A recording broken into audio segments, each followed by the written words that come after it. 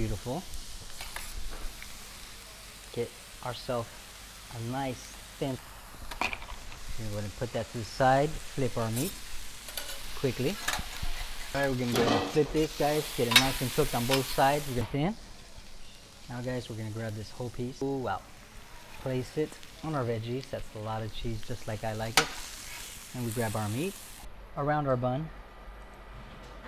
Gently pour these eggs. Go ahead and tilt your pan as needed. Go ahead and cover it. Perfect. There you go. Get that cooking. Once you see those bubbles coming up, let's get that last part covered, and now we're perfect. Get yourself a big flour tortilla and place it on top. What's coming up next? Cheesy. Got all them veggies. You have